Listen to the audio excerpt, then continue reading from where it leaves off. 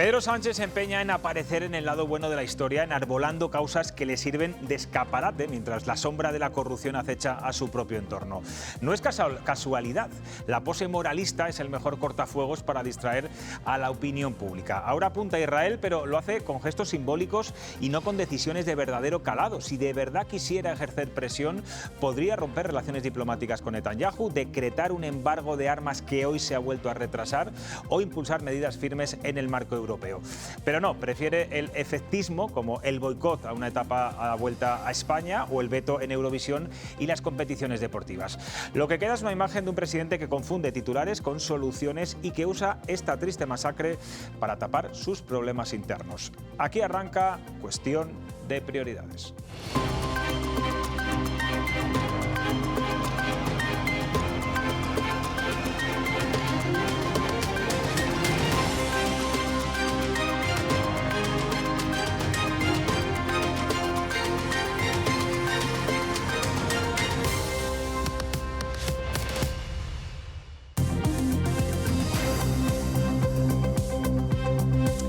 ¿Qué tal están? Buenas noches. Ni el problema del acceso a la vivienda, ni el paro, ni las listas de espera sanitarias, ni la inmigración, ni la violencia de género.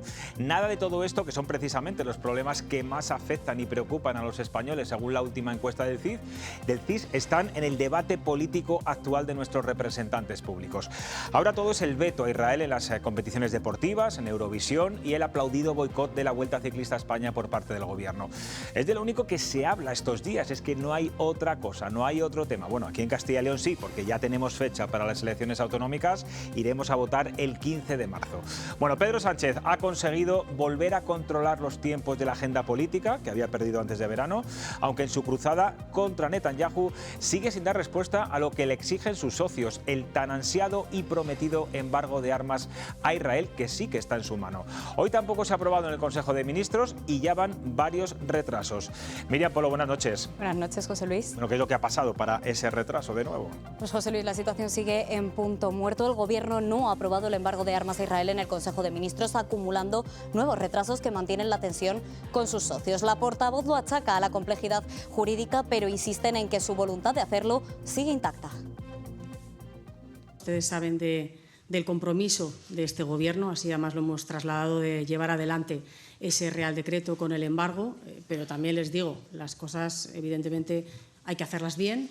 Es un Real Decreto complejo también en su redacción y, desde luego, la voluntad es, si no ha podido ser en este Consejo de Ministros, es traerlo lo antes posible. La posición del Partido Popular frente a la masacre de Gaza, desde luego, no es ignorancia, es mala fe. Bueno, los socios de Sánchez empiezan a hartarse y presionar al presidente para que apruebe esta medida de una vez. ¿Podemos creer que el presidente solo hace electoralismo con el drama de Gaza? De hecho, acusan a algunos ministros rebeldes de estar retrasando de manera deliberada la aprobación del decreto de embargo de armas a Israel. Alberto Ibáñez, de Compromís, insinúa que el texto no se ha materializado porque las carteras implicadas están mostrando oposición. Esta situación, sostienen, refleja tensiones dentro del propio Ejecutivo y complica la capacidad del Gobierno de cumplir con compromisos que en principio sí están en su mano. Bueno, yo creo que no es serio que en un tema tan sensible y tan contundente se retrase 2 semanas ya un anuncio solemne del presidente del Gobierno en la Moncloa. Y, por tanto, deseo que sea verdad que estamos ante problemas técnicos que se van a resolver muy pronto. Porque si lo que hay es ministros rebeldes a cumplir las órdenes del presidente, que van en la línea de la mayoría social, el presidente del Gobierno lo que debería hacer es cesarles. Basta ya de hipocresía, basta ya de electoralismo con un tema tan serio y ya es hora de que hagan algo concreto. Soy partidario de que si no va al siguiente, los ministros y ministras del espacio en el que Izquierda Unida pertenezca no vayan al Consejo de Ministros. Bueno, una huelga de carteras caídas, se puede decir. Bueno, el Consejo de Administración de Televisión Española, siguiendo las directrices de Pedro Sánchez, ha decidido hoy que España no participará en el Festival de Eurovisión si finalmente interviene Israel. También se ha comprometido a no retransmitirlo en la cadena pública. Es la primera vez que esto ocurriría desde que España participa en este festival desde hace 64 años. Así lo ha explicado en un comunicado oficial. La cadena asegura que cuenta con el respaldo de la mayoría absoluta de su órgano de administración. 10 votos a favor favor, 4 en contra del Partido Popular y una abstención, la de Junts. Según la corporación, España se convierte así en el primer país del Big Five en tomar esta medida y se suma a otros que ya han anunciado su retirada: Eslovenia, Irlanda, Islandia y Países Bajos. Y a esto responde Patxi López, que sale a respaldar la postura de Televisión Española. Me parece bien, porque lo vuelvo a repetir, que no solo nosotros tenemos que protestar aquí. La sociedad israelí tiene que ver lo que pensamos todos los demás, el mundo entero, de lo que está haciendo su gobierno en Gaza. Bueno, pues Miriam, hoy hemos querido trasladar este debate a nuestras redes sociales, a nuestros seguidores. Vamos a ver qué opinan. Les hemos preguntado precisamente eso. ¿Está a favor, cree que debe España abandonar Eurovisión si participa Israel? Y la respuesta ha estado bastante reñida. Un 54, un 55% asegura que sí, que España debería retirarse de Eurovisión en caso de que Israel participase, frente a ese 45% que, como vemos, considera que no, que la guerra lleva un camino separado de la música y, por tanto, España debe participar en el festival. Bueno, hay que recordar que Israel quedó en segunda posición en el último Festival de Eurovisión y que en España además ganó en el televoto en el que participaban, bueno, pues todos los ciudadanos. Bueno, pues el PP acusa al gobierno de hipocresía por esta medida, nunca antes vista por España desde que participa, como decía, en este festival, y de sacar rédito del sufrimiento de Gaza. Y mientras Sánchez y su ejecutivo sacan pecho por ese compromiso con Gaza, las críticas no se han hecho esperar. Esther Muñoz y Pepa Miñán señalan que las decisiones del gobierno chocan con su discurso público y que detrás de las palabras parece más que hay una estrategia electoral que una política coherente. Señalan retrasos, contradicciones y gestos vacíos que muestran, según ellas, un gobierno más preocupado por titulares que por la realidad sobre el terreno. Sánchez está utilizando electoralmente el sufrimiento de los gazatíes. No es un aliado de los gazatíes, es un aprovechado. Y el gobierno destila hipocresía por los 4 costados. Entonces ¿por qué Eurovisión sí y los mundiales de atletismo no? Pregunto. Es que no podemos entrar al trapo de Sánchez, porque Sánchez está utilizando esto como una cortina de humo y utiliza a las víctimas de Gaza como escudos humanos para no hablar de su corrupción. Bueno, y también hay deportistas que han mostrado su enfado por la suspensión de la Vuelta Ciclista a España en la última etapa. El mítico Pedro Delgado, que desde hace años retransmite este deporte en Televisión Española, fue el primero en alzar la voz y acusar al gobierno de haberlo alentado. Hoy el ciclista segoviano ha vuelto a hablar. Miriam, ¿qué ha dicho? Pues José Luis no se ha mordido la lengua. El exciclista y comentarista de Radio Televisión Española califica de violencia contra violencia las manifestaciones que boicotearon la carrera, acusando a los grupos antisistema de hacer un flaco favor a lo que está pasando en Gaza. Además, ha cargado contra el gobierno de Sánchez con su falta de acción y critica a los partidos que apoyaron las protestas. Yo estoy en contra del genocidio y te puedo decir que todos los corredores que estaban allí, como toda la Vuelta a España, están en contra de lo que está pasando. Si es que es de ley natural. Entonces, ¿cómo se conjuga? Bueno, la diplomacia es diplomacia. Si todos sabemos, igual que hubo unas acciones contra Rusia, porque no se hace contra Israel. Pero yo te puedo asegurar, yo no sé tú, yo no tengo capacidad, la Vuelta a España tampoco, a lo mejor tú sí. Por lo tanto, echar la culpa o centrar el foco en alguien que no tiene capacidad es esquivar tu propia responsabilidad, es querer quedar bien, pero no ser real con la situación. Creo que es un problema diplomático muy importante y que son otros organismos quienes tienen que tomar medidas. Bueno, en las palabras de Pedro Delgado, más conocido como Perico Delgado. Bueno, la noticia que más preocupa hoy al mundo entero es la operación terrestre del ejército de Israel en Gaza. Se trata de una ofensiva final para conquistar la ciudad palestina a través de una invasión gradual. El ministro de Defensa israelí ha celebrado este ataque y ha escrito en las redes que Gaza arde. Bueno, vamos a analizar qué consecuencias puede tener esto con nuestro experto en política internacional y un gran conocedor, además, del histórico conflicto entre Israel y Palestina. Sergio Castaño, buenas noches. Hola, ¿qué tal? Buenas noches. Estamos, Sergio, ante el inicio de la ocupación total de la franja y va a ser fácil para Israel conseguir ese objetivo teniendo en cuenta la fuerza armada con la que cuenta Hamás.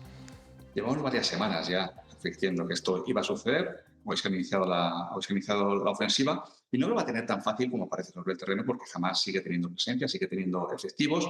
Hay que tener en cuenta también los túneles que comunican diferentes lugares de Gaza construidos por Hamás y que quizá no tenga controlado el ejército israelí, pero en el medio plazo hay muchas posibilidades de que Israel pueda llegar a controlar no solo la ciudad de Gaza, sino toda la franja, y a partir de aquí se van a abrir numerosas incógnitas. Primero, ¿qué va a suceder con los gazatíes? ¿Qué va a suceder con Hamás? ¿Y cuál va a ser el futuro de Gaza? Aunque ya vimos hace unos meses cómo Donald Trump diseñó perfectamente en ese vídeo creado con inteligencia artificial un escenario en el que Gaza se convertía en un resort turístico. Pero probablemente Israel, si la comunidad internacional no lo impide, que aquí estamos, ante las decisiones de la comunidad internacional, de la Corte Internacional de Justicia, si en algún momento se pronuncia, de la Corte Penal Internacional y de los diferentes países que pueden dejar de mirar hacia otro lado y empezar a actuar de forma decidida, es la única manera, la diplomacia, presionar a Israel, la única manera de evitar que Israel pueda controlar por completo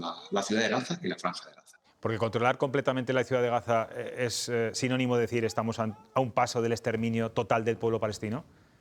Claro, es que la ciudad está destruida ya no es tan difícil. Mucha gente ha tenido que huir de la ciudad y a partir de aquí es lo que se plantea, qué va a suceder con el pueblo palestino. El exterminio, se les va a expulsar de la franja de Gaza, es muy probable que se expulse de la franja de Gaza, pero esto no quiere decir que se vaya a acabar con el pueblo palestino.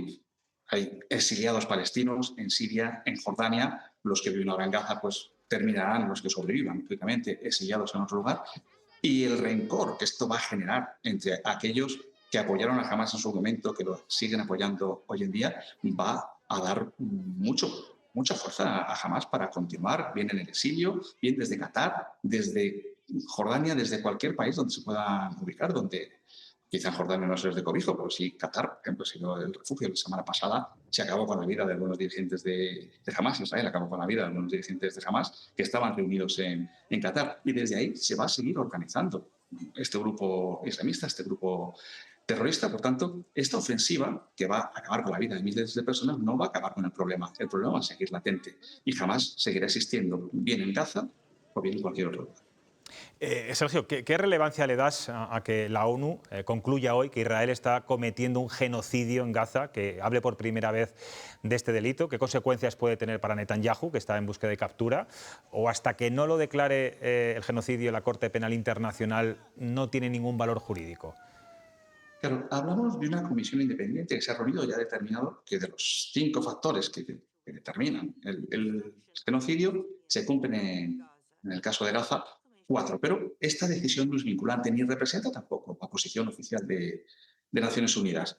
Para que se pueda considerar un genocidio, tiene que pronunciarse la Corte Internacional de Justicia. Ya se pronunció la Corte Penal Internacional, pero en este caso solo contra Netanyahu y contra Galán, e incluso pronunciándose la Corte Internacional de Justicia, Naciones Unidas no tiene instrumentos para presionar a Israel, para obligar a Israel. Tiene que ser la comunidad internacional. Sí que es un paso importante el que esta Comisión Independiente de Naciones Unidas haya utilizado el término genocidio, que hasta ahora, exceptuando Pedro Sánchez, muy poca gente se había atrevido a utilizar. Teresa Rivera también lo hizo en la Comisión Europea la semana pasada, pero ya el que se señale como genocidio va a llevar a que muchos más países coincidan en esta interpretación y la presión internacional va a ser mayor. Y tiene que ser la presión internacional, con el respaldo, lógicamente, de Naciones Unidas, de la Corte Internacional de Justicia, la que pueda presionar a Israel. Mientras Israel mantenga el apoyo de Estados Unidos y no haya ningún país que pueda presionarlo, que pueda obligarlo a llegar a un acuerdo o a frenar las hostilidades, la situación va a seguir siendo muy parecida. Por tanto, estamos ante una decisión simbólica, pero que necesita ser complementada por iniciativas mucho más contundentes. Bueno, y el apoyo de Alemania también, fundamental. Por último, ya en el plano nacional, que España abandere y lidere este movimiento pro-palestino y contra Israel en Europa y casi en el mundo, ¿tiene más beneficios que perjuicios a nivel geopolítico para nuestro país?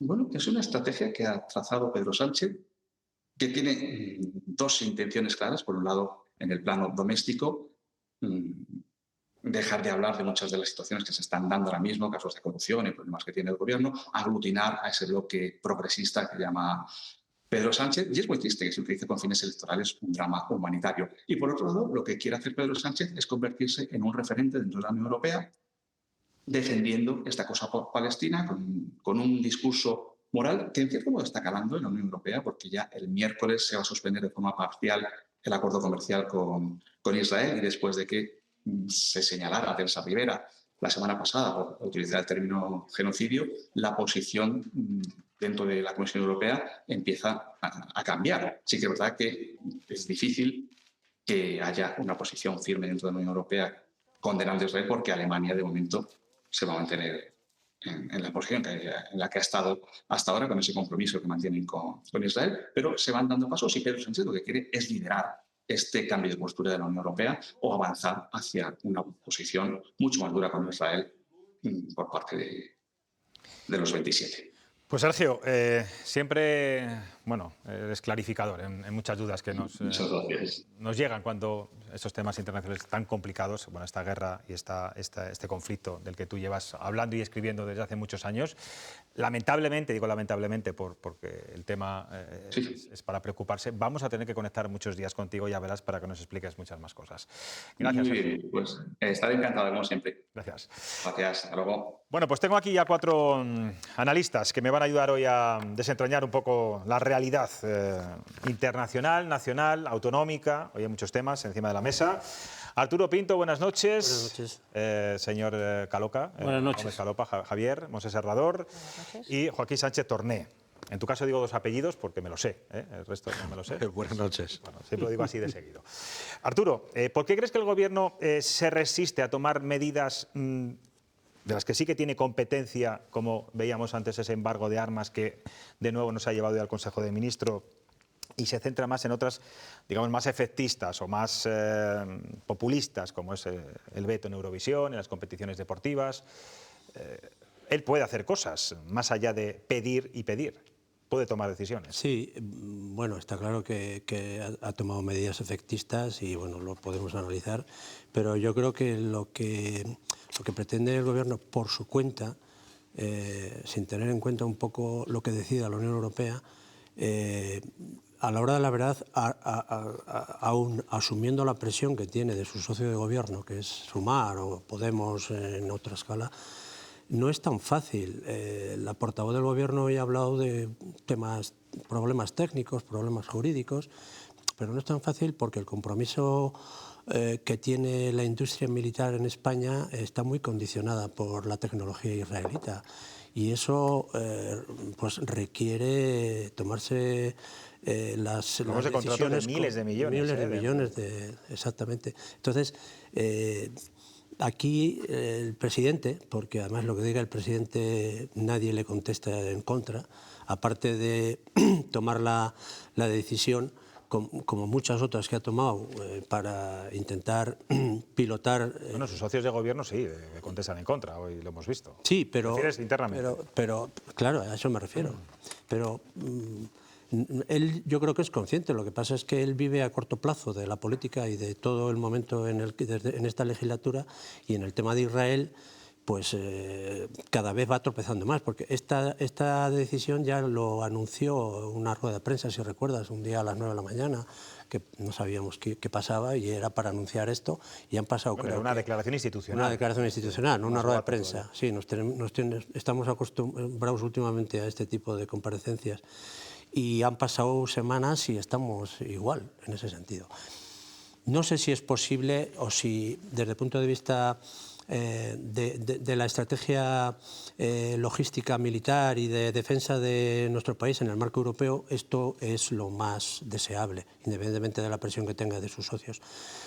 Entonces, yo creo que como otras decisiones, como pueden ser los boicot a la vuelta, que bueno, pues que ha sido una frivolidad más y que ha perjudicado a deportistas, a una competición internacional y también a la sociedad, porque es imponer un poco en ese sentido, independientemente de que la mayoría de la sociedad tenga la sensibilidad mayoritaria de estar en contra de lo que está haciendo el gobierno israelita, pero no la sociedad israelí, porque la sociedad israelí también tiene sus divisiones allí. Entonces, tomar decisiones en ese sentido a la ligera creo que no es un momento más conveniente. Y el presidente, una vez más, aprovecha las situaciones en su propio beneficio, no en el beneficio del país, del interés nacional. Abro el debate. ¿Qué opináis? Javier, Monse, Joaquín. Bueno, sobre el asunto este, el anuncio creo que fue hace 9 o 10 días.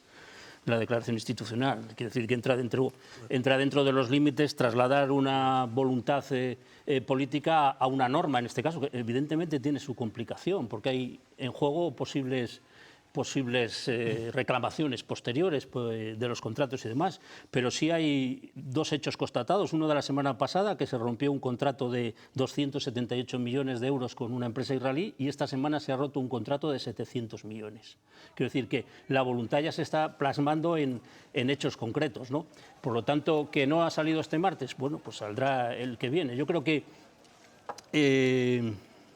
España está demostrando que ante la parálisis de otros organismos, como sobre todo de la Unión Europea, que va muy a remolque, también influido por la posición de Alemania, que es una posición histórica, un poco de culpabilidad arrastrada del Holocausto, ¿no? de la Segunda Guerra Mundial, pues está en una situación de cierto parálisis, y creo que esto había que darlo, algunos países han visto que hay que darlo un empujón, y ya antes de, creo que hace un año ya ha habido varios países que reconocieron el Estado palestino, ¿no? Y ahí los países ya se están sumando a medidas y han empujado a la Unión Europea a paralizar en parte el acuerdo de libre comercio o de comercio que tiene con Israel, ¿no? Yo creo que ha llegado el momento, lo de la Vuelta a España, eso lo que supone es que la sociedad se ha dado cuenta de que no puede seguir en la indiferencia. Es decir, los boicots. El boicot acabó con el apartheid en Sudáfrica. Es decir, Sudáfrica tenía apoyo de importantes gobiernos del mundo, el primero Estados Unidos, y el boicot, que empezó por pocos países, en pocas cosas, al final consiguió acabar con un régimen... Pero tú crees, Javier, cuando hablas de la sociedad generalizas a todo el país. ¿Crees que España entera, o la mayor parte de los españoles, querían ver que la última etapa de la Vuelta a España se tenía que suspender? La opinión de los españoles es bastante clara en este asunto, ¿eh? Y no es porque lo diga el CIS, ¿no? No, yo te estoy haciendo una pregunta concreta. Me refiero a la suspensión de la Vuelta. Que es un instituto prestigioso de estudios de la defensa y demás, dice que el 82% de los españoles identifican esta situación de Gaza como genocidio. Y me parece poco, fíjate el porcentaje. Y que ha subido 20 puntos. Pero tú hacías referencia a la Vuelta. ¿Tú crees que ese 82% estaría a favor, o si le hubiera preguntado, de que se hubiera torpedeado, se hubiera boicoteado la última etapa de la Vuelta Ciclista a España de la manera que se hizo, con cierta violencia además? Pero es que no estamos viendo, hemos visto imágenes ahí, no estamos viendo lo que está sucediendo, no estamos viendo que se está matando indiscriminadamente a mujeres, a niños, que no se está yendo a por Hamás, se está yendo a por todo el que está delante. Es decir, los instrumentos de un boicot son muchos. Una manifestación, como fue contra la Vuelta en distintas etapas, a mí me parecen ponderados, es decir, y no hubo hablar de que hubo violencia cuando hubo 2 detenidos. Pues me parece... Y 20 policías heridos. Y 20 policías heridos. 85 detenidos hubo en las manifestaciones que hicieron cuando la amnistía frente a Ferraz.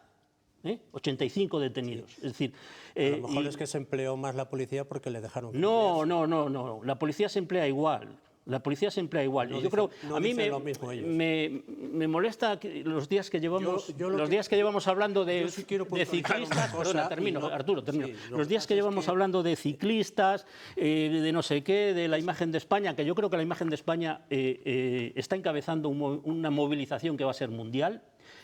Y que no se hable de lo que está sucediendo ahora en este momento. Estarán muriendo 200 personas en Gaza, masacrados por un ejército abiertamente superior y que está arrasando con todo, y que cuando acabe con Gaza va a ir a por Cisjordania. Yo creo que se habla de todo, ¿eh? En todos los programas se habla de lo que está pasando en Gaza y también de las repercusiones políticas. Pero yo creo que lo primero son las personas, las vidas humanas, Arturo, el genocidio que se está produciendo. Yo es que creo que el debate se está tergiversando en ese sentido, porque el hecho... No, bueno, y yo digo lo que pienso respecto a un derecho fundamental. Hay un derecho de manifestación, pero no creo que boicotear la Vuelta e interrumpir una carrera ciclista, que es una competición internacional, al final estás transgrediendo la libertad de otras personas. Porque la Vuelta es un evento deportivo que está organizado y la propia organización no ha decidido suspenderlo, se ha suspendido a la fuerza y con el agravante de que el propio presidente ha arengado a la gente para que se hiciera así. A mí eso me parece una falta. ¿Hay alguna manifestación que no ocasione trastornos? Bueno, porque yo he participado en mi vida en muchas manifestaciones, mucho más violentas que esas. Mucho más violentas que esas. Pero no arengado por el presidente del gobierno. No, ¿vale? No. Hombre, no. El mismo día por la mañana. Se reconoció que estamos en un momento que la gente tiene que plantearse. Yo creo que la gente se tiene que manifestar Pero tiene que plantearse un respetar genocidio. la libertad de los otros a pensar lo que La piensen. primera libertad es la libertad de vivir. Bueno, el flanco Y no la derecho están también quiere respetando. hablar. Vamos a escuchar a Joaquín y a Monse. Perdón. Monse. A ver, Somos de Palencia y... se enzartan los de Palencia. A ver, yo parto de la base de que cualquier persona de bien, evidentemente, condena lo que está pasando en Gaza. No solo lo condena, sino que te destroza y dices, pero ¿qué está pasando? ¿Cómo podemos estar permitiendo eso? Nadie puede ser ajeno a lo que está pasando. Nadie puede decir, bueno, esto yo pasaba por aquí, no va conmigo. Por supuesto que sí. Por supuesto que se tiene que condenar. Por supuesto, ya... Pero es verdad, Monse, que la equidistancia tampoco vale, ¿eh? No, yo no hablo de equidistancia. Yo no hablo de equidistancia. No, yo creo que no. Yo creo que hay que pronunciarse, hay que decir claramente lo que uno siente, lo que uno opina, y por supuesto nada de equidistancia. Y hay que dejar muy claro en qué lado estás. Por supuesto. Pero yo sí que creo que hay gestos o hay acciones que no conducen a nada en todo esto. Y para mí, yo estoy con Arturo, un gesto o una acción concreta, pues ha sido lo que ha pasado con la vuelta. ¿A qué nos conduce esto? Yo es que, eso mismo igual, cientos de personas en la calle manifestándose pacíficamente, porque yo soy de las personas que creo que a la violencia no puedes contestar con violencia, porque en ese momento has perdido toda tu legitimidad si estás contestando con violencia, sea a menor escala, evidentemente. Entonces, son gestos que ¿a qué me está conduciendo eso? ¿A qué me conduce? A mí, francamente, me daba la risa cuando dicen no vamos a ir a Eurovisión. ¿Qué violencia? Bueno, ¿y? O sea, ¿qué me conduce? Pero al final pues se coarta si la libertad.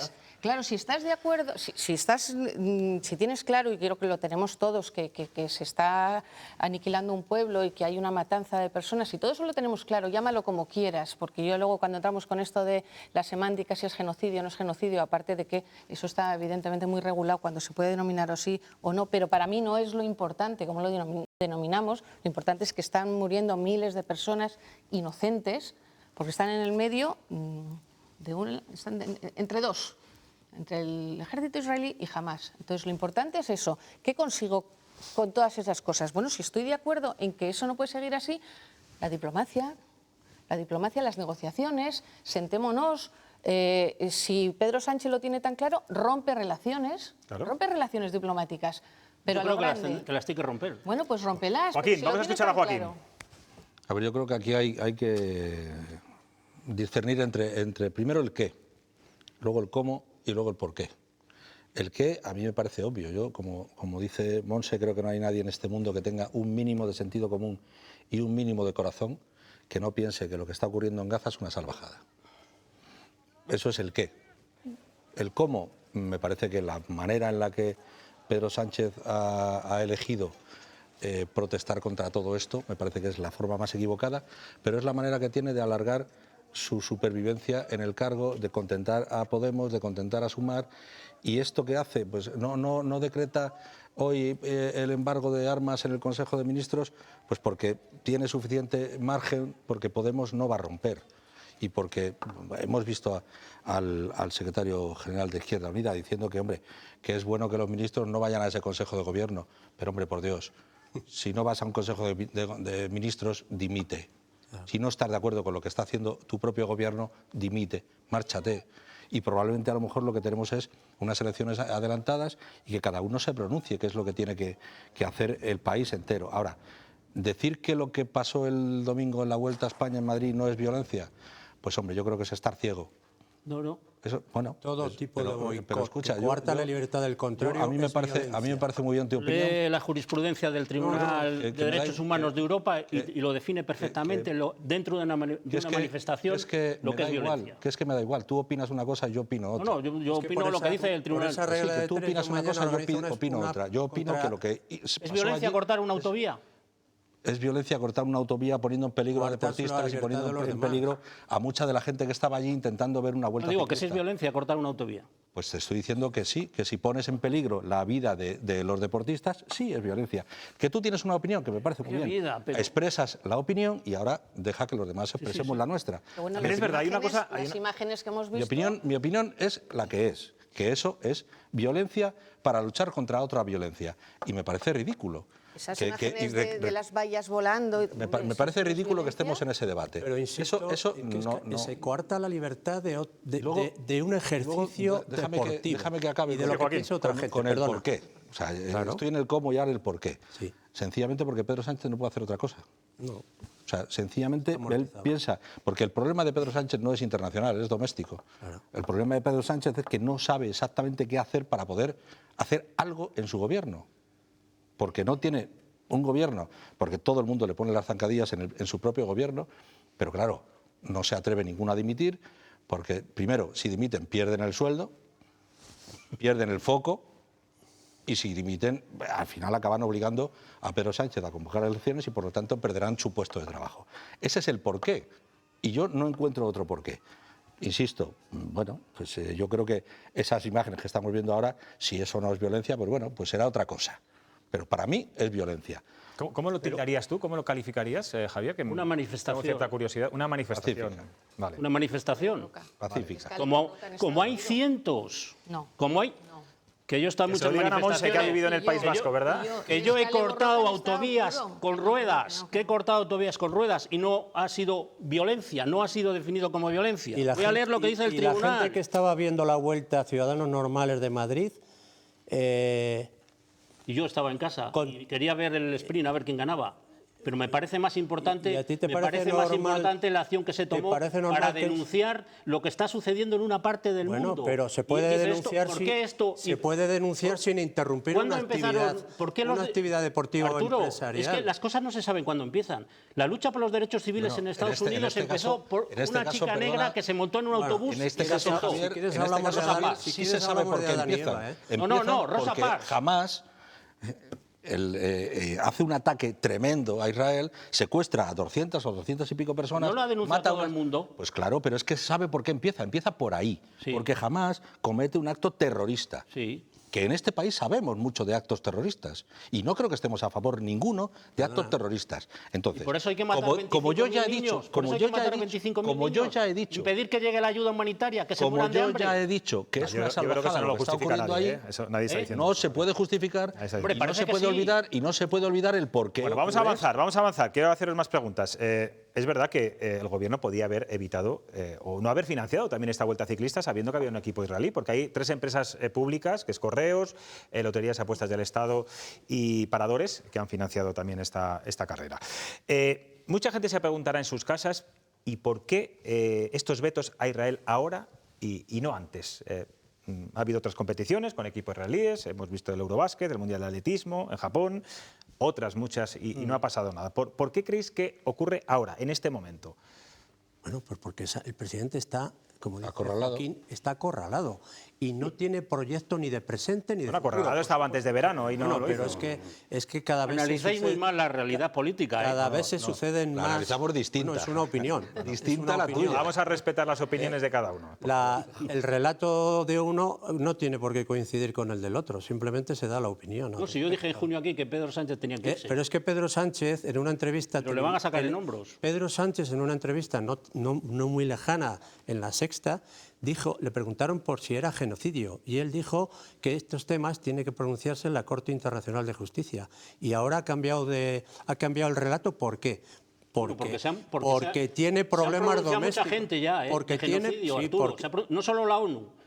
Sino el principal instituto de estudio del genocidio en el mundo se ha pronunciado ya también. Y si la Unión Europea dice que hay que esperar a lo que decida la Corte Internacional de Justicia, ¿por qué Pedro Sánchez va por libre? Y que sigan matando. ¿A ti te parece normal que Pedro Sánchez vaya por libre con respecto a la Unión Europea? Que no es que esté en contra, pero que tiene que madurar. Está marcando el camino. Tiene que marcando el camino. Está marcando el camino. Sí. Y lo vamos a ver en semanas. Pedro Sánchez, el salvador del mundo. Dando lecciones de derechos humanos cuando tiene los problemas domésticos que tiene en casa, de corrupción, de parálisis, ¿qué tiene que ver eso con que de no aprobar presupuestos en 2 años? Porque al final ha trasladado un problema internacional del que todos estamos sensibilizados a favor, seguramente, para hacer política doméstica, ni más ni menos. El problema Ni más en el ni relato menos. le tiene el Partido Popular en estos momentos. No estamos hablando del Partido Popular, Sí, estamos hablando el problema le tiene el Partido Popular. Porque hay un 82% de los españoles que dicen que esto es genocidio y un 63% de los que se declaran votantes de la derecha. Ese es el problema. Por eso estamos intentando envolver que si violencia en la manifestación, que no. Es que el problema es ese. Aquí estamos hablando... Igual tienes razón en eso, pero te voy a desde mi punto de vista. ¿Por qué puede pasar eso? Porque al final, con esto, se ha vuelto a conseguir lo que pasa con otros muchos temas, que el relato se lo adueña la izquierda y ya todos los que tienen determinado planteamiento son de derechas y los que tienen otro planteamiento son de izquierdas. Y no es así. Yo creo que lo llevamos diciendo desde que hemos comenzado a debatir y a hablar. ¿Hay alguien que no condene lo que está pasando en Gaza y con la población de la franja? ¿Hay alguien que no lo condene? Sí, yo creo que estamos todos de... ¿Puede cambiar lo que decía? Monse, ¿tú entiendes la portavoz hoy del PP que intente quitar el valor a una comisión independiente de la ONU? Dice, hay 3 personas han dicho, no, es que la ONU creó una convención para definir lo que era genocidio, que establece los parámetros. Acabamos de escuchar a Sergio Castaño, escuchadme, Sergio Castaño acaba de decir que no es vinculante lo que diga. Claro, no es vinculante. Yo creo que al final se están polarizando y los juicios del genocidio de Bosnia se juzgaron 15 años después. Bueno, yo os pregunto, ¿hasta dónde tienen que llegar todos estos vetos? ¿A empresas, a patrocinios, a todo tipo de actos donde haya presencia de un ciudadano israelí? Joaquín. Yo creo que lo que hace un gobierno no tiene por qué perjudicar a la sociedad israelí, sinceramente. Joaquín. Yo es que creo que no pueden llegar muy lejos, porque la mayor parte de todos esos vetos al final acaban chocando con la ley, ¿no? y con los contratos firmados y con todas las indemnizaciones que va a tener que pagar España si no se cumplen esos contratos.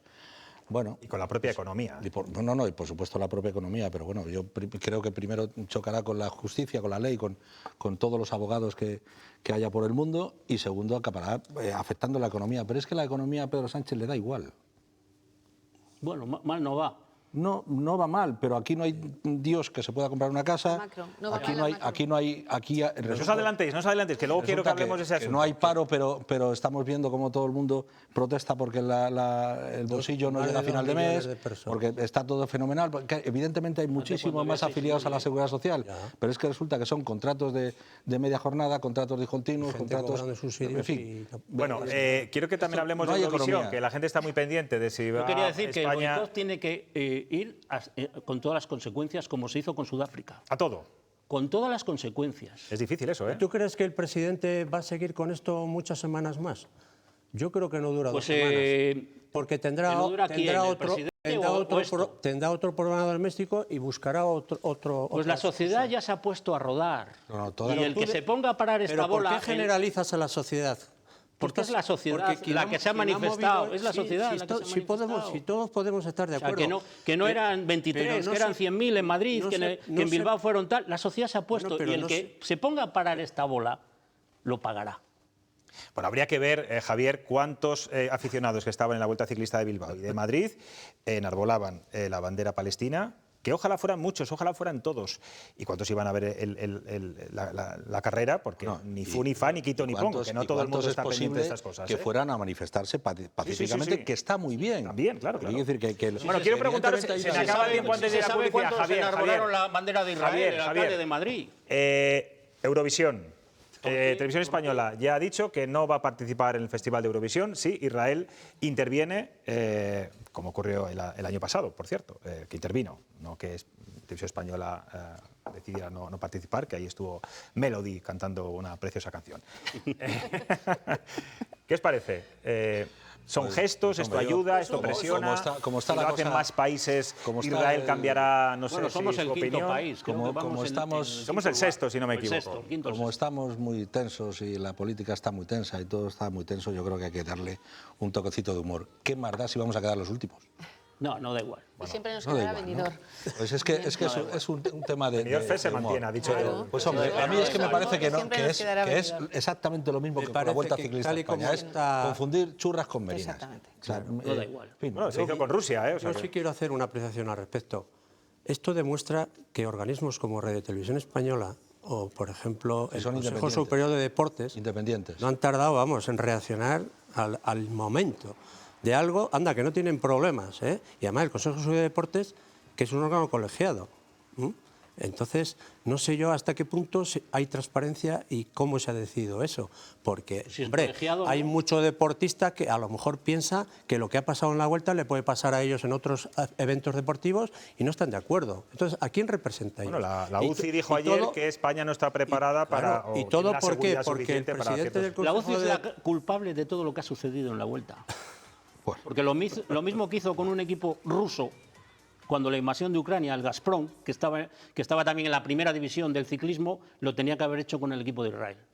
Por cierto, el equipo de Israel, que el director era español y la mayoría de los corredores Gazprom, eran de fuera. Bien, yo estoy diciéndolo porque no era un equipo que representaba y el Gazprom tampoco, que es una empresa. Bueno, pero que al margen de eso... ¿Por qué se ha tratado distinto a Rusia?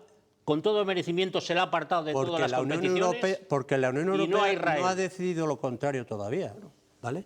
Pues tiene que decidirlo. Bien. Bueno, mientras lo decide, nosotros seguimos aquí en Cuestión de Prioridades y nos vamos a publicidad. A la vuelta tenemos muchos temas de los que hablar. Tenemos ya las elecciones, fecha fijada, 15 de marzo del próximo año. Hablaremos también de cómo va la situación económica y otros asuntos de actualidad. Enseguida volvemos.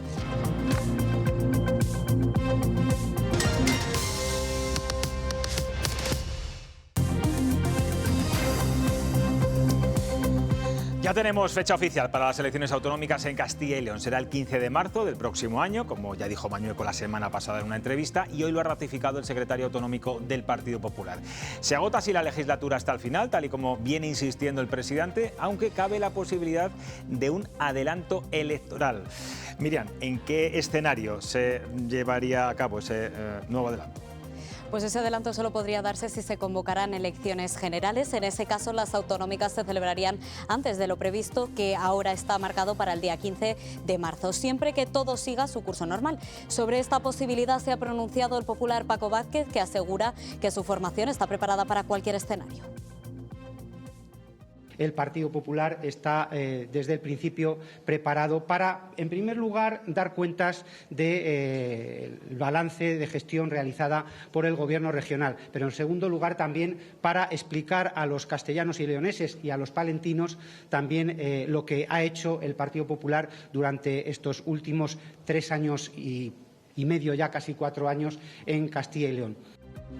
Vamos con el tema económico que antes adelantaban los contertulios. Hoy el Gobierno ha elevado el crecimiento económico de este año 1/10, al igual que lo ha hecho el Banco de España, que también mejora la previsión del PIB este año al 2,6%, pero alerta de que existe riesgo de que todo esto cambie por la guerra comercial mundial. Hoy el ministro Cuerpo ha sacado pecho. El ministro asegura que España sigue mostrando signos claros de fortaleza económica y destaca que el nuevo cuadro de proyecciones macroeconómicas confirma que nuestro país vuelve a liderar el crecimiento del PIB entre las economías desarrolladas.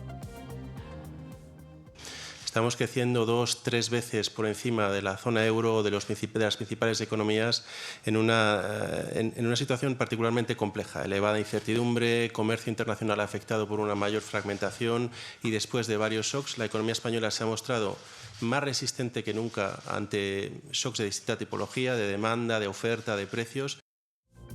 Bueno, vamos ahora ya con el habitual apartado de noticias judiciales que afectan de lleno al Gobierno. Hoy tenemos una de cal y una de arena. También sabemos, por cierto, que el presidente del Gobierno, el Tribunal Superior de Justicia de Madrid, ha pedido que se investigue al presidente del Gobierno por el caso de Air Europa. También el Tribunal Supremo ha rectificado la fianza impuesta al fiscal general del Estado después de que García Ortiz depositara ya los 150.000 euros que le exigían. Tiene más datos, Miriam. Pues la clave está precisamente en que el Supremo corrige a la Audiencia de Madrid y rebaja esa fianza de 150.000 a 75.000 euros. ¿Por qué? Pues porque la cantidad inicial incluía una posible multa por el delito de revelación de secretos. Esto supondría incluir anticipadamente una sanción sin que haya aún una condena firme. Por eso el juez Hurtado ajusta la fianza solo para cubrir responsabilidades civiles, es decir, indemnización y gastos. Bueno, noticia que tampoco gustará mucho al Gobierno es la referente al exsecretario general del PSOE, ya que la Fiscalía Anticorrupción ha rechazado hoy que Santos Cerdán salga de prisión tras 3 meses en la cárcel de Soto del Real. Miriam, ¿qué riesgos ve para negarle esta libertad provisional? Pues vamos a verlo porque la Fiscalía Anticorrupción se mantiene bastante firme y considera que persiste un riesgo real de destrucción o manipulación de pruebas si Santos Cerdán fuera excarcelado. En su escrito de oposición, el fiscal jefe Alejandro Luzón no ha escatimado en críticas hacia la defensa del exsecretario de Organización del Partido Socialista, a la que reprocha haber incorporado en su recurso un contenido parcialmente extrajurídico, trufado, dice, de impertinentes consideraciones políticas y abiertamente especulativo. Bueno, pues esos son los argumentos que defiende para mantener en prisión a Santos Cerdán, que, como saben, entró en la prisión de Soto del Real el pasado mes de junio. 15 de marzo, Joaquín. Bueno, yo creo que era la fecha esperada, la que todos estábamos barruntando. No sé si eso es bueno o malo para los partidos. Bueno, ya venimos del frío, ya hemos pasado el frío más intenso. ¿Qué creéis que va a pasar en estos 6 meses que quedan y ese día, 15 de marzo? Bueno, pues lo que va a pasar ese día 15 de marzo... Que vamos a votar, ya lo sé. Vamos a ir a votar, ¿no? Y luego, claro, el 16 de marzo habremos ganado todos como siempre, ¿no? Pues no lo sé, porque la verdad es que el escenario político es tremendamente complejo, pero sí que es cierto que en una comunidad como Castilla y León el Partido Popular parte siempre con ventaja. ¿Por qué? Pues porque yo creo que la sociedad le ha dado el apoyo, esto es evidente, en los últimos 40 años, y me temo que por lo que uno palpa en la sociedad no se lo va a quitar. Y eso es lo que creo que va a ocurrir. Monse, ¿coincides con él? Pues no sé si no se lo va a quitar desde un punto de vista cuantitativo en votos, en el sentido de que supongo que ganará las elecciones, y entre otras cosas porque tenemos a un partido socialista que todavía no tiene ni candidato y que todavía está sin rodar ese candidato. Por cierto, decíais el otro día en ABC que cuidado con Virginia Barcones, bueno, Virginia Barcones, que suma enteros. Ha sumado enteros, pero a estas alturas, este fin de semana o a partir de este fin de semana, veremos si tenemos algún susto o alguna sorpresa. ¿Tú qué crees? Sí, que es verdad. Yo creo que no. Que Carlos Martínez va a ser el candidato del Partido Socialista. Es que a estas alturas sería muy duro. Que a estas alturas, después de todos los meses anteriores, después de que se formase, casi se le empujase a presentarse a la Secretaría Autonómica, con idea evidentemente de ser el candidato, es verdad que todavía no ha dejado de ser alcalde y que no lo dejará hasta el último momento, pues a estas alturas recoger velas sería un poquito tremendo, creo yo.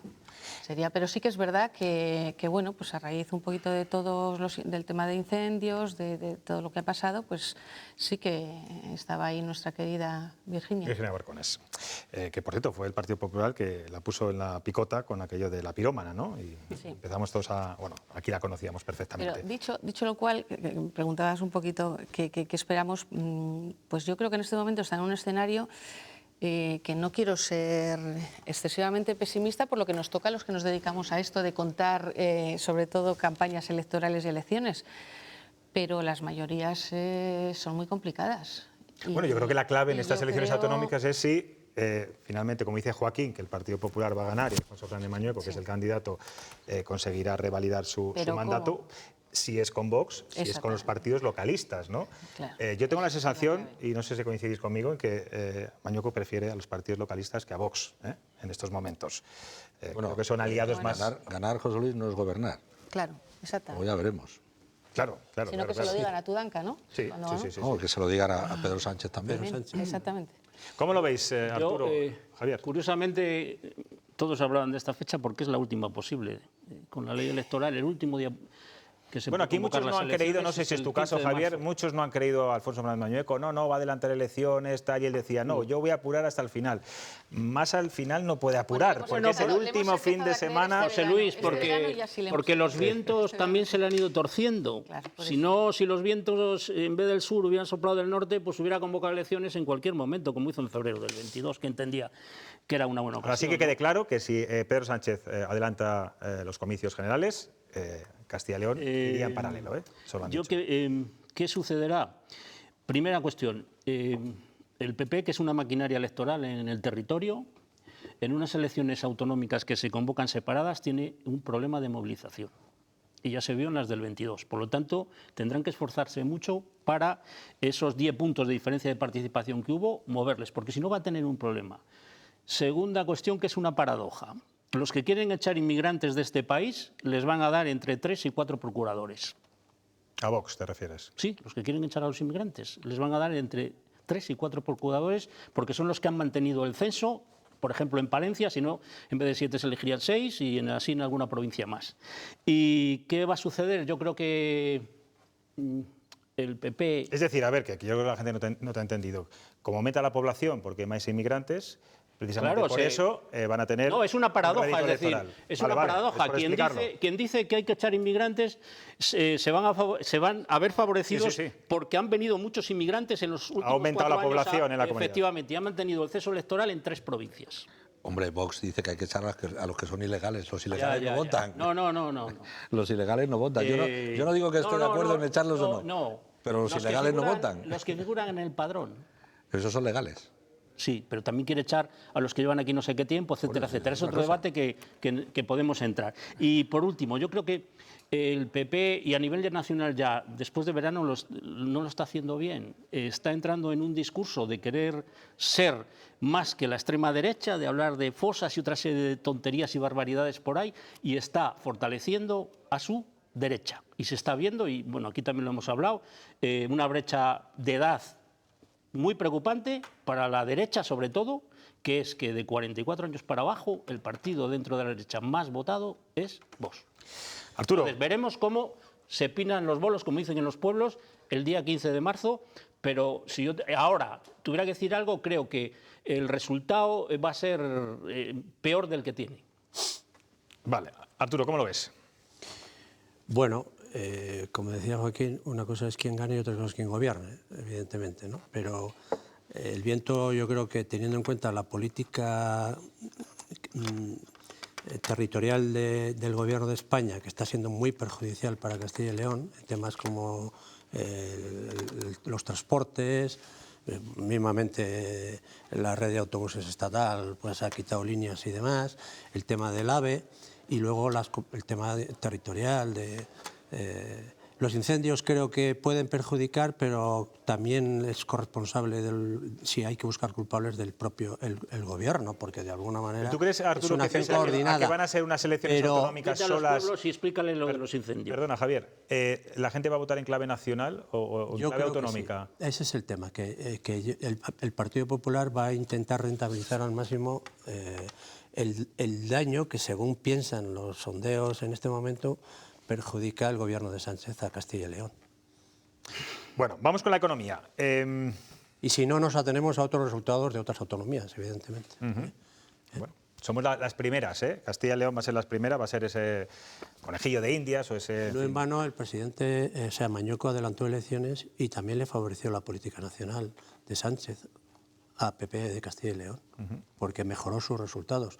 Es verdad que perjudicó a otras formaciones, pero...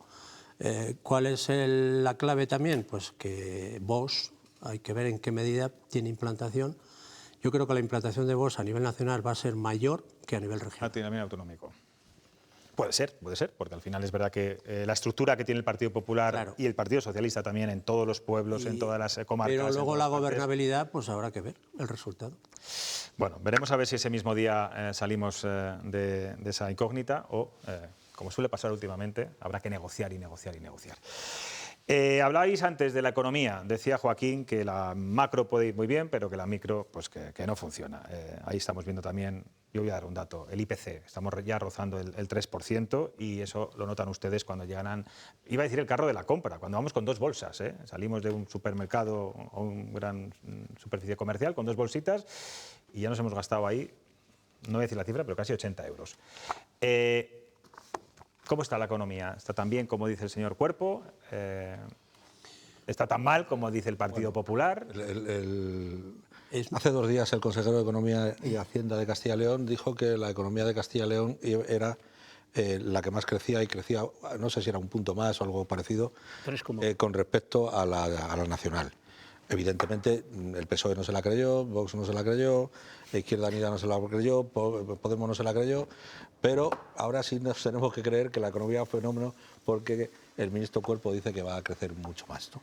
Pues es que yo creo que cualquiera que le pregunte a cualquier ciudadano que vaya por la calle dirá que la economía va mal. Entonces, si nos atenemos a esto que se esgrime desde el Partido Socialista o desde el Gobierno, de que la sociedad se levantó el otro día en contra de Gaza, la sociedad española en su conjunto y tal, pues me imagino que también podemos establecer que la sociedad en conjunto, que son los 4 que nos encontramos por la calle cada día, pues dirán que la economía va fatal. Está claro, sí. Es que la microeconomía yo creo que no va bien, evidentemente. Si estamos hablando de un 2,7 el IPC, es que los sueldos no están creciendo un 2,7. Hoy oía yo precisamente y me parece que para el año que viene muy por debajo del 3, los que crezcan un 3. Ya se pueden dar con un canto en los dientes. Entonces, evidentemente, estás perdiendo poder adquisitivo. Eso son los sueldos, con lo cual la cesta de la compra te cuesta muchísimo más. Llegar a fin de mes te va a costar más. Como decía antes Joaquín, ya no hablamos del precio de la vivienda. A mí lo que me parece más trágico de todo esto es que nuestra generación, nuestros padres, nos dejaron a nosotros una sociedad en la que hemos vivido mejor que ellos. Nos dejaron un país en el que hemos vivido en general, quiero decir, hemos vivido mejor que ellos. ¿No? O sea, nos dejaron un colchón económico. Exactamente. Donde si te ocurría algo podías... Y ahora, porque nuestros hijos te encuentras con que los sueldos son los que son, los contratos son lo que son, quieren acceder a una vivienda, no pueden. Lo tienen mucho más complicado que lo teníamos nosotros. Esa es la realidad. Entonces, ¿la macro puede ir bien? Pues debe ir bien, porque yo ahí también me pierdo. Hoy escuchaba y decían, claro, da un crecimiento porque ahí meten también el gasto público, y como el gasto público se ha disparado, porque estamos gastando todo el día en toda clase de ayudas, subvenciones, inversiones X, pues como eso va muy bien, sube la economía. No, yo hasta ese nivel no llego, de saberlo o no. Otra de las incoherencias de este gobierno, es decir, tú coges el ala Sumar, Podemos, etcétera, y dice que, claro, la economía crece porque Iberdrola crece, porque Endesa crece, porque las eléctricas en general crecen, los bancos crecen, todo el mundo crece, en las grandes empresas enormes, y Podemos se queja y evidentemente pide más impuestos para las grandes y tal. Y al final lo que ocurre es que desaparecen autónomos, que aparecen pequeñas empresas y desaparece las ganas del empresariado de crear empleo, que es la única base por la que puede empezar la creación de riqueza. Y la jubilación.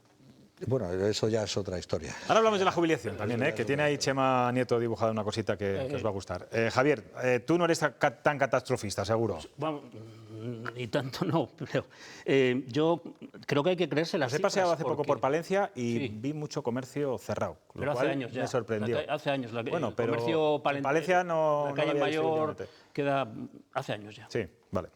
Hay que creerse lo que dice, no es lo que diga el ministro ni el Banco de España, es lo que dice la OCDE, es lo que dice la Comisión Europea, los datos, y demás. Son datos que es verdad que estamos creciendo 3 veces más que la media de los países europeos. Pero entonces no creemos lo de Castilla y León también. Lo de Castilla y León también no lo creemos. Tiene una explicación, yo me lo creo, porque además tiene su explicación, porque si ves desagregado qué sectores crecen, la diferencia entre España y Castilla y León es que la agricultura ha crecido un 10,1%.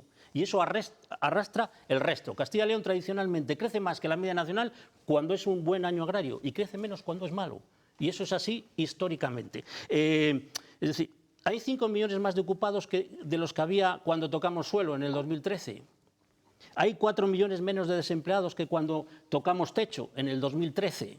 Eso es incuestionable. Lo que cobran es lo importante. Para hablar de la microeconomía es qué nivel alcanzan los salarios. Claro, es que, vamos a ver, es que aquí jugamos con las cartas trucadas. Cuando hablamos de subir el salario mínimo nos oponemos. No, yo no me pongo. No te digo a ti, Joaquín. No me pongo. ¿Los salarios han subido? Sí. ¿Qué problema hay? Que antes había una situación de precariedad que era interna del mercado de trabajo y ahora hay una situación de precariedad fuera del mercado de trabajo, que es sobre todo el precio de la vivienda, que, por decirlo claro, el problema de la vivienda tiene una solución a medio plazo, pero si no se dan pasos rápidos, el problema de la vivienda en este país y en otros países se puede llevar por delante hasta el sistema democrático. Es decir, que yo lo tengo claro, es decir, ¿estamos mejor que hace 6 años? 8, 10, sin duda, sin duda. todos los parámetros. Los pensionistas ven actualizar su pensión anualmente como y antes no sucedía, sin duda. Yo tuve 5 años con el salario congelado y ahora no, este año lo tengo congelado. La vaca se nos queda sin leche, ¿eh? Los parados tienen más cobertura por desempleo, 20 puntos más, sin duda. Pero, claro, si tú preguntas a los españoles... Bueno, y más medidas de estas que vamos a ver de aquí a las elecciones generales. Si tú preguntas a los españoles, lo que piensan los españoles es que la situación económica de España va mal, pero la de cada uno va bien. Es decir, el 55% dice que la situación económica del país es mala o muy mala. Y a los mismos les preguntas, ¿y la situación económica tuya cómo es? Dice, el 65,3% dice que es buena. ¿Y esa encuesta de dónde ha salido? Porque me sorprende tanto. Esa encuesta que diga todo lo contrario a lo que... De hace una semana. ¿Pero quién ha publicado? El CIS, y lo viene haciendo constantemente. No, aquí no hay cocina, José Luis. La cocina solo se produce en el resultado electoral. Ahora ya me encaja todo. Ahora ya me encaja todo. La parte más grande de la casa. Hombre, es muy raro, Javier, escúchame, Javier, es rarísimo que un ciudadano diga que la economía nacional va mejor que la suya. Normalmente siempre es todo lo contrario, todo lo contrario. Mira encuestas de cualquier país, te mandaré unas cuentas, siempre. No, perdón, que la suya va mejor que la nacional, claro, es lo que estás diciendo. Porque ahí lo que está diciendo es que su economía va bien. Lo que pasa que... Pero si es que uno va por la calle y la gente dice lo contrario. De todas formas, para darle también humor, es grandes mentiras, pequeñas mentiras y luego ya las estadísticas y las encuestas del CIS. Es que por mucho que queramos... otra encuesta, no, pues la que quieras, que pregunten cómo está su situación económica y cómo ve la situación económica del país. Y todas son iguales. De hecho, Javier, has hecho trampa. Porque tú siempre, cuando hablas de una encuesta, que me gusta mucho que traigas encuestas y datos, siempre dices el origen o la fuente. Pero es que aquí esta vez te lo he tenido que preguntar. Esta vez te lo he tenido que preguntar. Aquí no hay cocina, que estos son respuestas directas. Bueno, lo que sí pienso al respecto es que nos estamos cargando las gallinas de los huevos de oro, porque nuestras generaciones, nuestros hijos, no ven posibilidad de hacer proyecto de vida. En ese sentido, no pueden comprar una vivienda y ya de alquiler, no pueden de alguna manera plantearse tener hijos, porque se lo plantean, no tenerles, pero también, en la medida en que... Perdóname, Arturo, también hay una cuestión muy... El cambio de paradigma en las preferencias de los jóvenes. Sí, correcto. Hay muchos que no pueden comprarse una casa porque están viajando. Pero lo cierto... Son más pragmáticos. Están viajando. Porque viajan muchísimo. Lo cierto es... Y que han conocido 40 países más que sus padres en muchísimo menos tiempo. Y no se hipotecan. Bien, correcto. Nosotros primero pagábamos el piso. Pero eso no justifica que no haya menores ingresos, que la cesta de la compra esté elevada, que los impuestos son altos también para los trabajadores, y aquí se está engañando desde el Gobierno y desde otras instancias con la complicidad de los sindicatos. ¿Cuáles son altos para los trabajadores? Pues no son bajos en la medida en que no llegan a final de mes. ¿Impuesto? Los datos de los impuestos son bajos para los no trabajadores. No has mencionado una encuesta que habla de pobreza en cada vez más familias en España, de clase media. Hemos comentado aquí. Bueno, pues esa hay que recordarla. ¿Por qué? Porque no se llega a final de mes. Ha bajado la pobreza en los últimos 5 años. Pero en la situación... La tasa AROPE. Pero que diga el Gobierno lo que diga no quiere decir que sea la realidad. Lo que quiero decir es eso. Y luego lo que dice Joaquín es cierto. Nos estamos cargando la gallina de los huevos de oro porque el autónomo y el pequeño empresario está sufriendo la agresión impositiva y normativa y burocrática que tenemos en España. En España y luego hay un problema de contratación en determinados sectores. Déjame terminar. Hay un problema de contratación en determinados sectores, sobre todo en verano, lo hemos visto en la hostelería, lo hemos visto en el campo, lo hemos visto en la construcción. ¿Y cómo explicas que la gente no quiera trabajar, habiendo más de 2 millones de parados y habiendo gente subsidiada por ese Porque lo de los desempleados... ¿Cómo lo explicas? Hay que huir de la cifra global. Es que de ese tema no se habla nunca. Los desempleados, Arturo, hay que llevarlos a las provincias, al territorio y a los sectores. En Palencia hay 6.000 parados, dicen, pero ¿cómo es posible que habiendo 6.000 parados en Palencia no se encuentre gente? Pues porque en construcción quedan 245, la mayoría en la ciudad, y no hay quien esté por los pueblos a trabajar. Porque en la agricultura quedan 300 y pico, es decir... Bueno, pues habrá que reducir la ayuda o condicionar la ayuda. Habrá que condicionar el subsidio en función Arturo, de que se os meta en la cabeza que el problema que tenemos es de falta de gente. De falta de gente. La percepción que tienen joven es que aquí hay gente que no le compensa trabajar.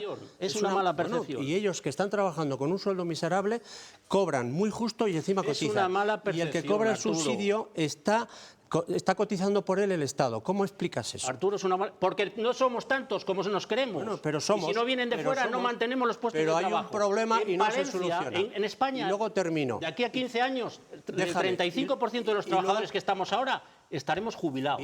Y nuestra pirámide de población no da para cubrir pero ni las la mitad. Las encuestas hay que bajarlas a la realidad. Y el sentido común es el que marca la opinión de la gente. Sí. Y además todo esto que está pasando después de 7 años de un gobierno progresista. Sí, sí. Ahí lo dejo. Fíjate ¿cómo se cambia la percepción, Javier? Fíjate lo que hubiera sido, Lo que hubiera sido con las mismas prestaciones recortadas de desempleo, con los pensionistas cobrando un 0,25, con los empleados públicos congelado el sueldo al 0, lo que hubiera sido, Lo que hubiera sido con la no ultraactividad de los convenios colectivos obligando a los sindicatos a negociar a la baja, lo que hubiera sido. No, es que esas eran las leyes que había. Yo solo te esas digo las leyes que desde mi punto de creo vista vamos a peor. Hay una percepción... Permite, Javier, que has hablado de pensionistas. Has hablado de pensionistas y me interesa mucho lo que nos ha dibujado hoy Chema Nieto, que también va a dar juego para hablar en esta mesa. Hoy nuestro dibujante, que como saben es un gran observador de la realidad y un gran lector de periódicos, nos dibuja un titular del Mundo de Castilla y León de estos días sobre el retiro de los baby boomers y sus consecuencias, pues eso, para las pensiones. Vean.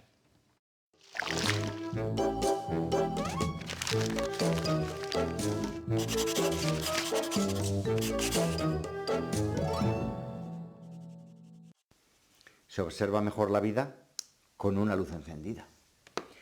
Por cada joven de Castilla y León que empiece a trabajar en los próximos 10 años, se van a jubilar 4 personas. 4 angelitos tiene mi cama, 4 jubilados que me la guardan. Que me la guardan porque como el cotizante se vaya, a ver cómo van a cobrar esos jubilados la pensión. Más luz en cada rincón de Castilla y de León. No tiene mucha cara de jovenzuelo, pero bueno, perseguido por los 4 jubilados. Arturo, ¿cuántos jóvenes calculas que están cotizando ahora mismo para que tú cobres tu pensión? No sé si te has planteado alguna vez esta pregunta tan extraña. Trabajadores, jóvenes, vamos. Yo soy pesimista, por eso que te digo que hay mucha gente joven que dice, bueno, pues yo también me voy a apuntar al paro y si me dan la ayuda, pues mira, pues sobrevivo y trabajo en B y en fin. Que esa es la mentalidad que hay en la calle. Hay un rechazo a la política de empleo de este gobierno y de la sociedad. ¿no? Ahora, a ti te gusta generalizar la sociedad. Arturo, hay 22 millones de trabajadores ya que sabemos, no ha habido nunca. Bueno, pero eso como no ha habido eso no quiere pero Javier, esa decir percepción que yo comparto con Arturo, que está en la calle, ¿cómo se puede cambiar? ¿Es falta de información? La percepción se basa en lo que está constantemente en debate, que lo estamos viendo aquí hoy. Es decir, una cosa son las realidades y otra son las percepciones. Hay una percepción que se insiste además en los debates, hace 2 años, hace año y pico, esto es una catástrofe económica, esto no sé qué, esto no sé cuál, y eso cala. Y entonces cuando tú preguntas, ¿cómo va el país económicamente? Pues tú dices, mal. Pero cuando dices, ¿y usted cómo está económicamente? Piensas en ti.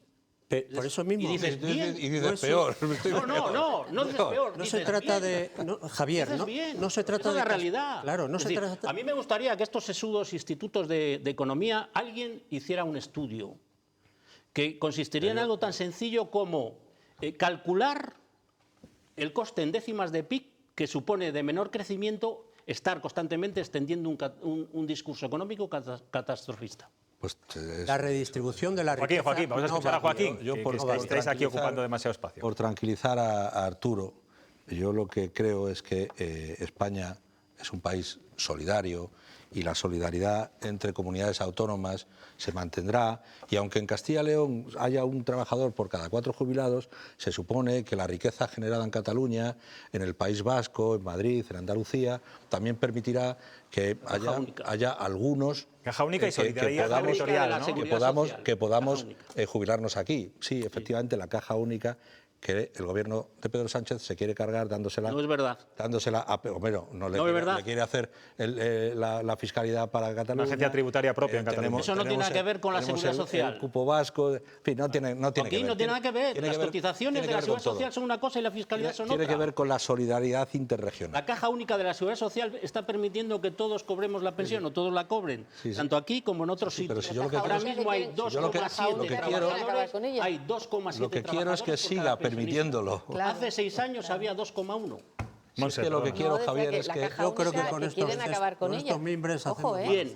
Claro. Hay gente que quiere acabar, evidentemente. Pedro Sánchez. Yo pienso en la gente. No, la caja única no. Pedro Sánchez. Y los vascos les interesa porque son deficitarios, porque tienen las pensiones más altas del país. Pero las contributivas sí que las tienen. Pero, las no contributivas. Exactamente, las no contributivas y aquí también. Son las que tienen. Pero que al final lo que se está buscando o a lo que se tiende es acabar con la caja única. Por lo menos esa era la propuesta que se quería poner en marcha en el sistema de financiación en Cataluña, en ese acuerdo al que llegaron. Y algunos pasos se están dando. Nos vamos a poder jubilar con una pensión decente, tú y yo. Con una yo soy pensión más joven que tú, Con una pensión igual sí, decente ya no veremos, ya veremos, porque ahora las pensiones, también esa información ha salido estos días, que las pensiones están muy por encima de los sueldos. Entonces, bueno, hay que leer los titulares, no crees nada, Javier, es que todo lo cuestionas. Tú no puedes decir que la pensión media es no sé cuánto más alto que el salario más normal, porque estás comparando peras con manzanas. Tú comparas la pensión media con el salario medio, y el salario medio es más alto que la pensión media, y la pensión más común es más baja que el salario más común. No me digas que no conoces a tu alrededor mucho jubilado que tiene pensiones... No voy a decir altas, voy a decir pensiones muy decentes y muy por encima de chavales que acaban de empezar a trabajar con su grado, con su máster y con todo lo que Bueno, aquí termina el debate, pero vamos a hacer un pequeño homenaje hoy. Memorias de África, ¿no? ¿Sabéis? Sí, ¿no? El golpe. El golpe, a mí el golpe. Todos los hombres del presidente. ¿Alguna más? Hay muchas más. Para mí el golpe. Ha muerto hoy Robert Redford, como saben, un grande del cine, que además... un gran actor de películas emblemáticas como las que acabo de decir. Obtuvo 2 Oscars en su carrera, ninguno como actor, cosa curiosa. Bueno, yo no sé si queréis, por terminar, cambiando completamente de registro y con este pequeño homenaje que hacemos a este gran actor, que me imagino que a Monse le gustaría también físicamente, porque era uno de los actores de la época, junto a Paul Newman, ¿no? Anda, que no han hecho películas los dos juntos. Y mantenía esa belleza y ese empaque y saber estar hasta que se le dejó de ver, porque hace bastante tiempo que ya no se le veía, claro, públicamente. Pero sí, yo me quedo con Memorias de África, de todo lo que has dicho. Preciosa esa película, esa música, todo. A la gente joven debería ver esa película, por cierto.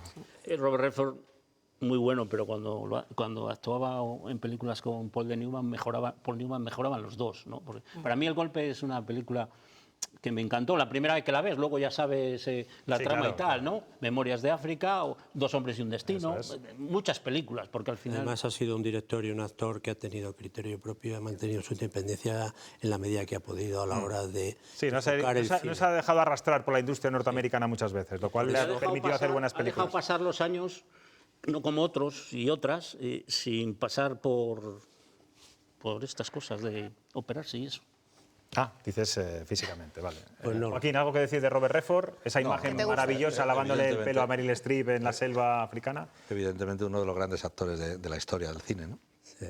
Bueno, un clásico. Pues que descanse en paz, Robert Redford. Fíjense cómo terminamos.